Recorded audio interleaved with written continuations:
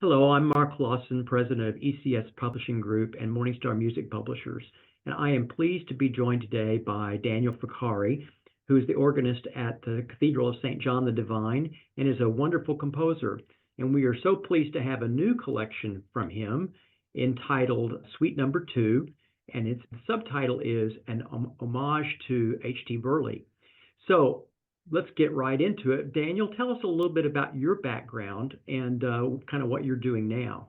Absolutely. Thank you, Mark. Excited to talk with you all. I'm from Pittsburgh originally. I've been in New York City now 10 years. I moved here, studied at Juilliard, and have stayed to work, as Mark said, at the Cathedral of St. John the Divine and Morningside Heights. And it's a delightful place to be. I get to work with some of the best instrumentalists and singers around and work in a really inspiring just building and acoustic and on a phenomenal organ. So it's a delight to play there, but to write music in this setting too has been just glorious.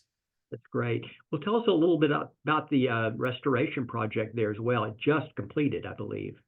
Yeah, it's very exciting. We're lucky to be home to one of the great American pipe organs, I would say. Originally a 1910 E.M. Skinner organ that was then greatly rebuilt and expanded in 1954 by Aeolian Skinner.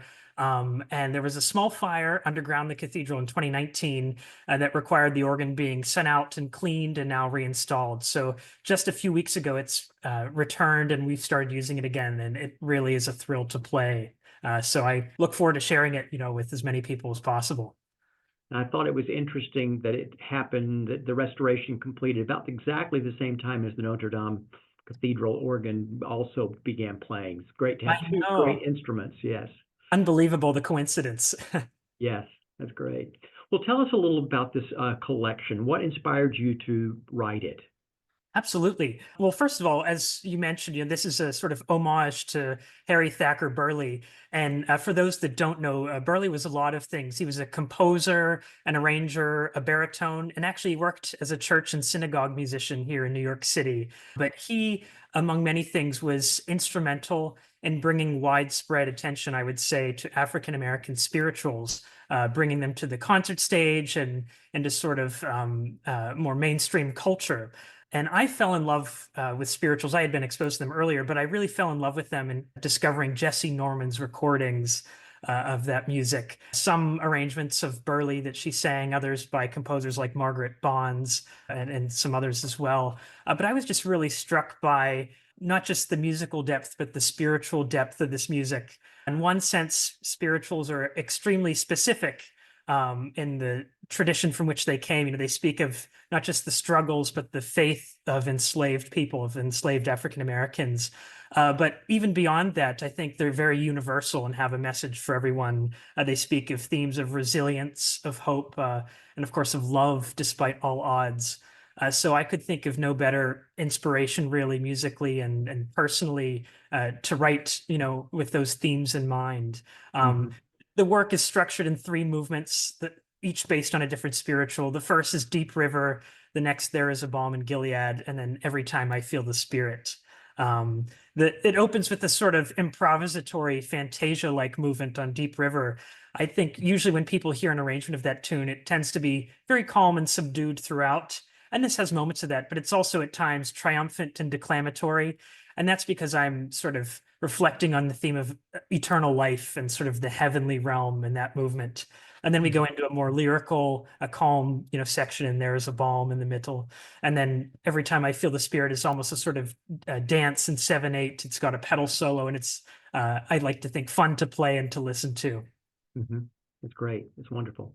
And there's recordings of this on our website, so feel free to check those out. Another newer collection of yours is entitled Three Marches, and we just happen to have really nice YouTube videos of you playing those. But talk about that collection as well and where that came from.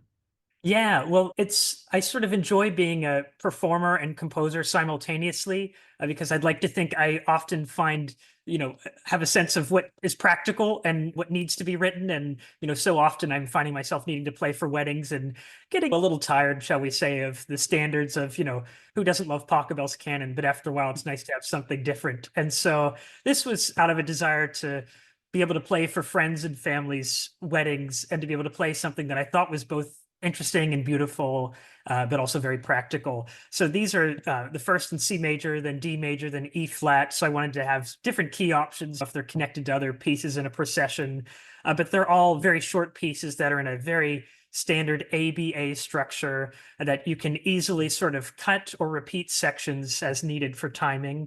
But they're also pieces you can play, I would like to think, on any kind of organ, small or large, with any sort of registration, as many or as few stops as you have available.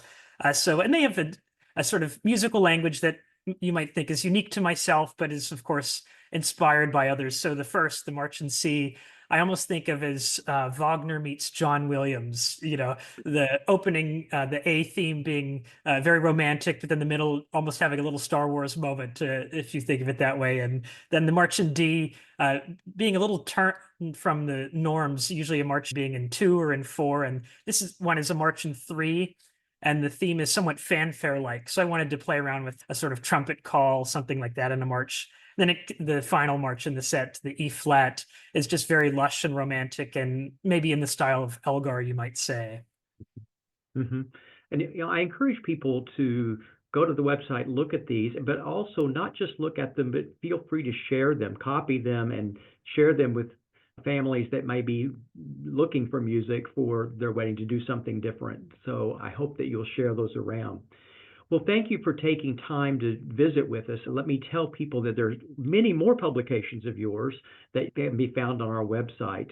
And one of the best ways to do that is to go to the composer bio section and click up Daniel's bio, read about him, and then also to see the publications that he's given to us to publish. So thank you for taking time, Daniel. Thank you. A pleasure, Mark. All right. Best of luck to you. Thank you.